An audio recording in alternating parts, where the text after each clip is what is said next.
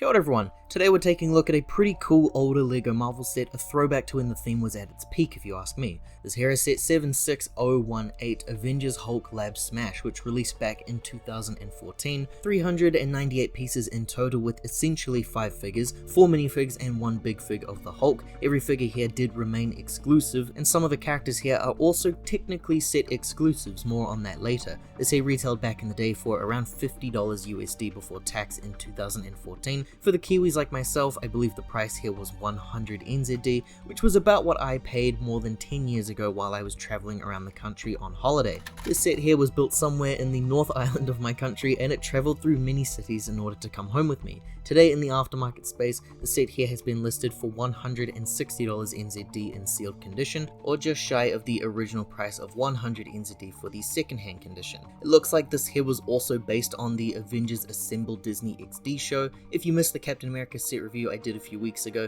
Disney XD released a cartoon pretty close to the release of the first Avengers movie, and that's apparently what these here comic sets are based on. Brickset also tells me that actually these were the only 2 sets released for that cartoon as well, so I guess I have a full release here.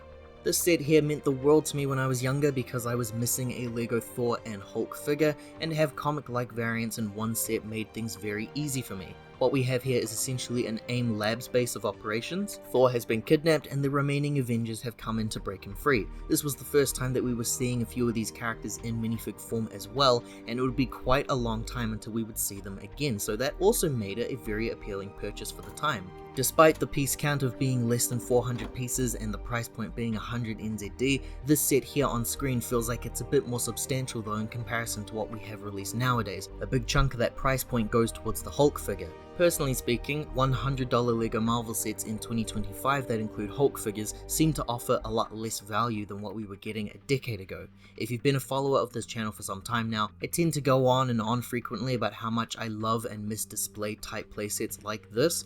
I like having sets like this where all my figures can be displayed. And there's a decent amount of play features all over this thing as well, not really at the back, but the main focus is on the front there. The shaping of the set forms a U-like design. We've got 2 wings on either side with features and a main wall that connects the 2 together.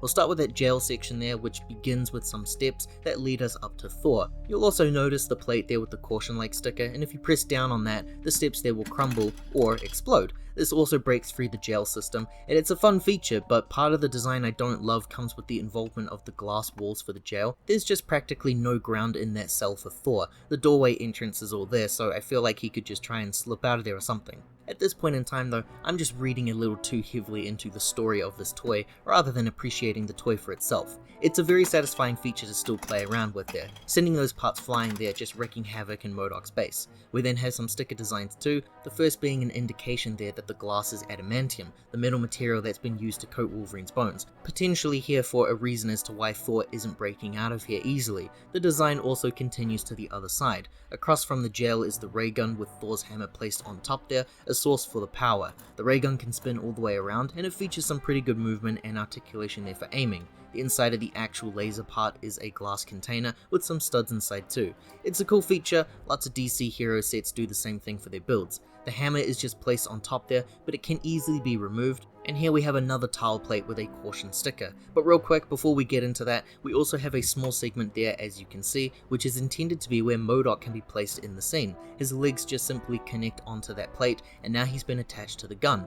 Pressing down on this here does the same thing as the steps. M.O.D.O.K will be sent flying. I really like features like this. The cannon doesn't actually connect together at all, it just looks like it does. These parts here fit like puzzle pieces and they sit on a stable surface waiting for the gimmick to take place. Really cool, and when I was a kid, this type of build method felt extraordinary. It felt like LEGO here were breaking the rules. It's also a lot of fun that you are able to make Hulk do the destroying there. Now as for more destruction based features, it leads us to the main back wall section of the build. We have a walkway up top there, a couple actually, one lower than the other. The main function of the pathway is to be broken down. The pole there is what's currently holding everything in place, and if we tip it down, that surface will give way. It's useful for taking down either machine or minifigure. Setting it back up is rather simple, you just have to put the walkway back into its position and realign that pole piece. The turret build can sit there like so. It's a decent place to put the turret build and it falls down rather easily. The same thing with the minifigure, in this case I'm using Taskmaster. Moving on to the main wall, we start with a big doorway-like section there. It's not actually a functioning doorway though, mind you, it's just a wall with some interactives there. There's plenty of room up top there for the minifigures, so you're easily able to arrange a fight scene of sorts there. The main room pieces have some cool stickers on the fronts there. We've got the A.I.M logo, some info about the hammer, and then some gamma information about Hulk. The fun feature there comes from breaking down the wall, in which you can use the Hulk on the other side to just smash it all into pieces. Similar to how the ray gun works, they just sit in place like a puzzle piece, and when placed correctly it looks like a wall. Placing the parts together again just to show you how that really works, really cool stuff, and it's always a feature that I greatly admire in my LEGO sets. Now around the other side though, well, we had to have some disappointments eventually. There's not really a whole lot happening on the other side. There's a little bit of room for your figures to stand, there's not really enough for Hulk to feel comfortable. We've got a ladder there reaching the top of that platform, but the other side features nothing to get to the jail cell. That about wraps us up here for the build. I mentioned and I even showed the A.I.M bot earlier. This attack droid is your standard type of inclusion. It's pretty cool and it's nice to have, but it isn't anything amazing. Color scheme does fit with the display of A.I.M and it includes 2 flick-fire missiles, which I embarrassingly flub as I was trying to demonstrate how they function, so let's just quickly move on. As always with the LEGO Marvel line, it's usually the minifigures where the sets will shine, although these early years were really great sets anyway, even without the amazing figure inclusions. Here we technically have 4 minifigures and 1 big fig, and every figure here remained exclusive, which I think is pretty crazy. Now Hulk and Thor were re-releases, since we did already have them in the Avengers 2012 movie sets. The Shield one in particular featured both Hulk and Thor, but the 3 extras here remained exclusive for years. As I mentioned earlier, it would be quite some time until we had brand new variants of these 3 characters. We'll take a look at the Hulk first, who, like I said, had already appeared in the Avengers movie sets, and this guy here isn't too different from him actually, just some slight color changes. I missed those movie sets at release, so this was a huge factor into my purchase in 2014. If you're familiar with this channel, again, I love comics and cartoon-based superheroes. Bright or vivid colors are kind of my things for these depictions. This Hulk here is a very nice, appealing, definitive green for my taste, and features really nice purple pants. Yes, this here is probably my favorite Hulk big fig of all time. The only thing that I think could make this guy cooler for me would be if he had some lab coat details like he'd just torn through Banner's clothes. The older Hulk figures all function the same as the current ones. Arms and hands are removable. The head in the original ones though has to stay put, but toes were molded into the feet there, which was a design detail that they would eventually remove. And next up I want to take a look at M.O.D.O.K, a crazy goofy villain inclusion who wouldn't be seen in sets for years to come. This M.O.D.O.K here is a very bizarre figure and I'm still not sure if I like it or not all these years later.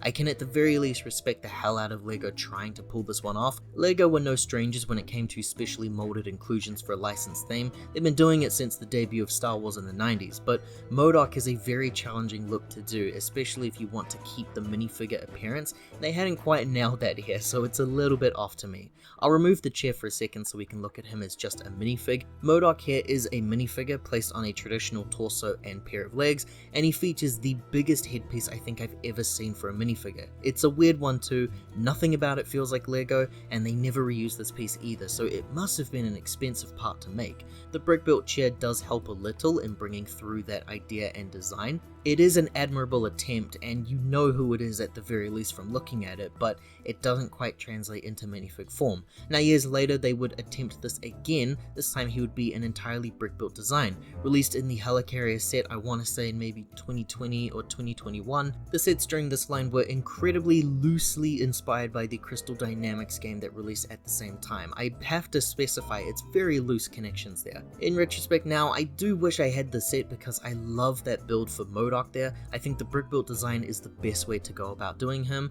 I wasn't really sold on the set though as a whole, so I could never bring myself to buy it, but I might try and see what the price is like on the aftermarket now. Falcon here is another really big selling point for me for the set. It was the first inclusion for Falcon and the first for quite a long time too. We've had a handful of Anthony Mackie Falcons since then. I believe the next one we would get was from the Civil War sets, so just 2 years later, but since then only one other comics-based variant, released in a figure pack in 2020, which is another set that I don't have in my collection.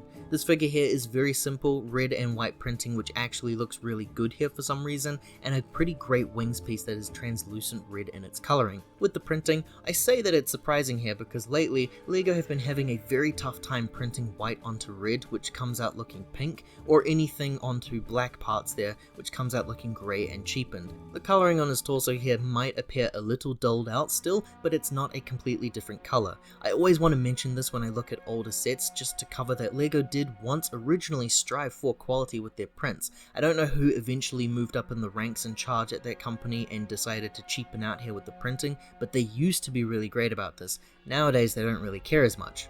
Falcon features a double-sided expression with a more determined face print and some back printing too. There's nothing for the legs, which is a little disappointing, but everything else here works really well for me.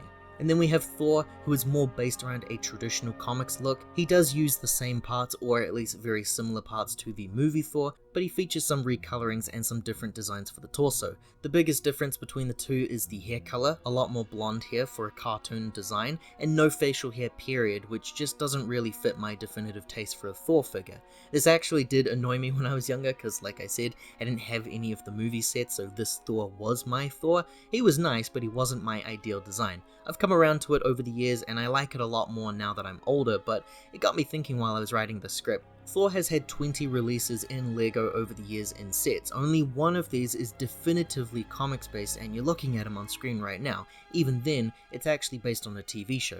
We had a Mighty Micros Thor, and like we've already talked about, they eventually began to make stuff incredibly loosely based on the video game. People say that they were directly based on the game, but man, I played that game. These are not video game based sets. Even after the game was dead and gone, these figures still appeared in sets, so this game has essentially transitioned into being their staple comics figures, which I don't really vibe with. Anyway, this is just me complaining about things that aren't important. Double-sided face of a greater angry expression, a mouth open as though he's yelling, removing that cape too shows the torso details underneath. All he really needed was a beard in order to become my favorite definitive Thor figure. I think currently in 2025 I'm still waiting. Taskmaster is an amazing minifigure, one to be very careful of as well given the figure's age. The nice colours used for his hood and his cape are prone to yellowing these days. Taskmaster is a villain that's usually used in cartoons or comics as like a C, or sometimes if he's lucky B tier type threat for the Avengers or superheroes in general. I became aware of this character through Marvel vs. Capcom and I always thought he looked pretty cool. The figure there also appealed to me back in the day because at this age I was still madly in love with everything Assassin's Creed related. He's got a pretty cool shield which is Boromir's from the LEGO Lord of the Rings line. He's also using the same sword also from the LEGO Lord of the Rings line, so he just took everything from Boromir. If I remove everything there, we can see that he's got printing on the back, and he also has a double-sided expression where he's not so smiley, and he's actually a pretty angry looking fella. It's a very cool minifigure that I love to have in the background as additions to big displays and battle sequences. Instructions for the set there came in 2 booklets. The build was split in half and the inside features some bright yellow theming with pictures of the heroes up there in the corner. The back of the manual there shows Max from the LEGO Club magazine sending us off. Booklet number 2 shows the set all complete, and at the back there we've got some pretty cool play features which were all hopefully covered in this video.